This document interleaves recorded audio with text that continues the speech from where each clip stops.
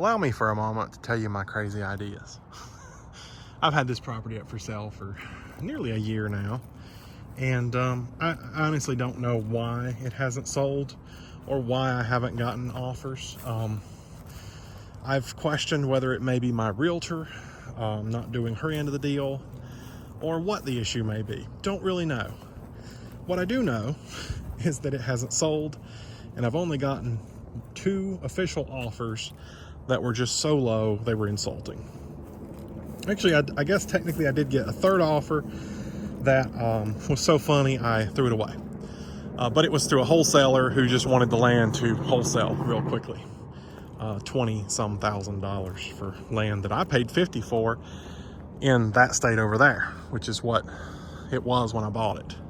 It's starting to rain, so we're gonna have to go through this one quickly. I don't have plans to do anything here anymore. I mean, you know, if it wasn't bad enough that I was getting harassed by the EPA on a regular basis, I ended up getting hurt here, doing permanent damage to my teeth that otherwise wouldn't have happened if I hadn't bought this land and hadn't had to deal with the EPA. So I lost my interest in the land quite quickly after that. And I kind of thought maybe I would just sell it, which is why I listed it. As you can see, the grass here is almost dead. Kinda. It's got some good areas here and there. Everything is pretty much ready. You need to dig a well, and because it has to have well water, and you got to get your power put in. I did get the temporary pole put in, but that's about it. Right here is the septic tanks. They look a little different, but this is one port here that goes into it. There's another one buried somewhere over here. I'm not real sure where. Should be right in this area here, I think. Maybe not. It's starting to rain pretty good now. Oh, right here. You can just barely see it right there. So there are 2 tanks. I think they're 1,500 gallon each, or maybe they're 2,000 gallon. I can't really remember. We're permitted for 5 bedrooms. We were going to build a 2-bedroom garage here and a 4, technically 3-bedroom house over here, and turn one of those 4 into a garage, or I mean a office, not a garage. Speaking of garages, the house was supposed to have a 3-car garage, and then the garage was supposed to be a 2-car, so 5 total parking spots. It was a dream house idea. Later we were going to put an outdoor kitchen back here in the corner, and maybe a pool. I'm not real sure. A pool's a lot of upkeep. For me, it wouldn't be used a whole lot just because I can't swim. But they said, you know, the way the land's set up, where the house would have sit, it should have come probably to about right in here, I think was the original estimate. So it would take up this entire area. And this is all dirt that was here to begin with. So we don't have to pack it or fill it or anything like that. All this out here is new dirt, and it has to be packed, and it was packed. We actually did get it tested, and it was packed to the standards we needed to build on, but that's not what we were doing. I'd like to know who keeps driving out here. I don't ever see it on the cameras. I guess I need more cameras. There's more tire tracks here. This is why the grass can't grow. Anyway, yeah, back over here somewhere for the pool and the kitchen, outdoor kitchen. And just a neat little area to be. We do have the noise of the highway just beyond those trees. Can't see it in the summer, but you can see it in the winter. So I can't sell the land for a reasonable amount, and I don't have the money, time, patience, etc. to build on this land within a reasonable amount of time. So what else can I do with it? Well, that's where my next idea comes in. And it may be a good idea, and it may be a really bad idea. My thought was to turn this land into an RV park. Now, I don't know exactly how that would work down here. I don't know how I would make it work exactly. I would obviously need some help to get it started. But I do know that I'm looking at about a $30,000 initial investment. Someone drove right over the drain. Ay, ay, ay. Oh, there's water in it. Well, I guess that's okay.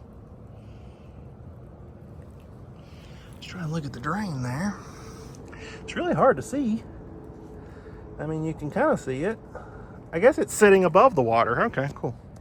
Anyway, my initial thought was 6 sites, and I'd have to dig my own well, which we're looking at about 10 grand or more. Don't really know the exact cost on that. So I'd have to dig my own well.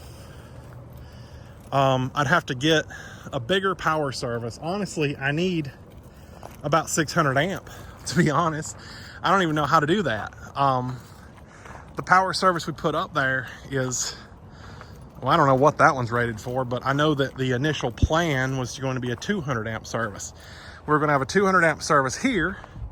We're going to put another 200 amp service over here so that each house would have its own power service. I could do that.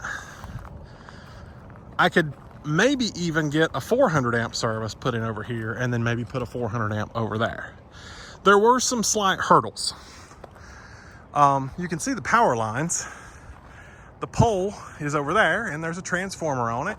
It's a straight shot to my pole that holds the temporary power. That would be fine. On this end, you actually can't see the pole from here, but it's on the neighbor's property. So in order to pull a line off of that pole, which doesn't have a transformer on it, by the way, they'd have to go underground across the neighbor's property onto my property.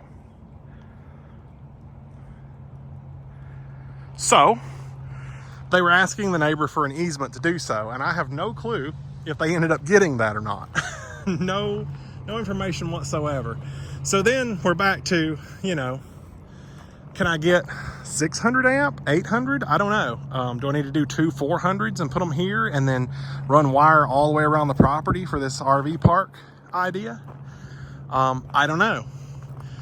The driveway here is going to have to be bigger because I haven't taken any actual measurements yet, but based on my assumption from Google Maps, we're only about 50 feet from that side to this side.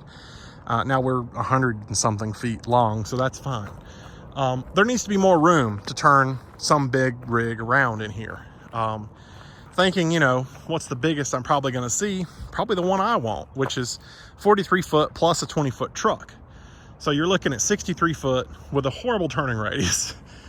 If I can turn around in here, anyone else can turn around. So we probably need to widen the driveway, probably to this tire track here, whoever did that, just a little, so that we have ideally 100 foot by 100 foot area for someone to turn around in. I can't widen this way because the area here that an RV would sit is kind of at its maximum. Or minimum rather. To the wood line, you're looking at about, 60 feet, maybe 70. That's not very big. You have to think that you're gonna fit a 43 foot rig plus a 20 foot truck parked in front of it, and it all has to fit out of the way. So I want at least 70 feet for every spot. But could I fit 3 spots here? I don't know. Definitely 2. The problem is we have to off limits the septic area. So, somewhere right in here would be the edge, and there would be nothing here.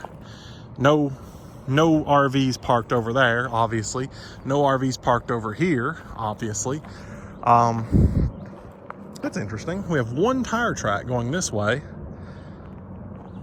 but that's it. Huh. Well, anyway, my idea was that I would, obviously off limits the septic area, maybe set a big dumpster here just to have a public use dumpster for people who are paying to be here. 2 to 3 sites here. We'll figure that out at a later date. Then over here, we're gonna off limits this kind of area here. So maybe 2 sites right here, side by side. And if we're widening this, we could technically pull a 3rd site here, right in this area. But what am I gonna do with all this out here? I think it would make more sense to try to just line them up in this manner, going around the gravel. So 70 foot from wherever the gravel is where it needs to be in order to provide, we'll say 3, 4, maybe 5, 6, 7, 8, or 9. Not to mention the 2 to 3 over there. So 11 or 12 possible sites. Now that I don't want to cram it in here and be like, the tightest it possibly can. I want it to be enjoyable. We are going to be one of the cheapest because I don't have to compete with anybody. I'm not buying this land for this intention. I already own it. I'm putting 30 grand into it to set up what needs to be done so that it's enjoyable. So as you have your full hookups, power, water, sewer, and you're right here in the city. There's an elementary school on the other side. Not that they would care about that, because if you're out of town, you're not sending your kids there. But you're just right here. We're right off the interstate. Every possible fast food restaurant, grocery store, everything's right here. It's a perfect place to be. The problem with most campgrounds in this area, you have to go way up into the mountains. You have to go up winding roads to get, sure, a lake view, but I mean, the dangers you have to go through to get there, kind of unreasonable. Here, you get off the interstate. The worst thing you'll have to deal with is the driveway, which is something I'll probably have to fix as well. I think the driveway is decently wide enough for such a rig, but it could be better. Cool, I don't know where I got cut off. Someone was calling me and it didn't ring, it just cut the video off and said, oh, someone's calling you. So gate right here between these two. But I'll need the gate because of the garbage bin down here. So yeah, or just before these two, who knows. The original plan was to put the gate more down there, about right there, where the first gate was. But I want to make sure they have plenty of room to pull their rig in here and be able to stop and not hang out in the road. So yeah, these are my ideas. I'm not even sure if technically I am zoned in the area in which I'm allowed to do this. I know that it can be commercial land. So what stops me from doing this? It really needs to be mowed. I thought it was still not growing, but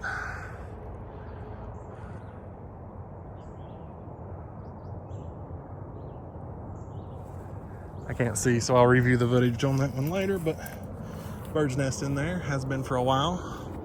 Cameras that watch everything, that apparently don't see everything. I'm going to crank that one up. I'm going to make it very high sensitivity, so if it sees anything out here, it's recording. Because there have been times when people pull in and I get nothing. I get them coming in up here and that's it. Anyway, long story short, the plan is somewhere between 6 and 12 sites. Hopefully I can fit 12 and hopefully it looks good.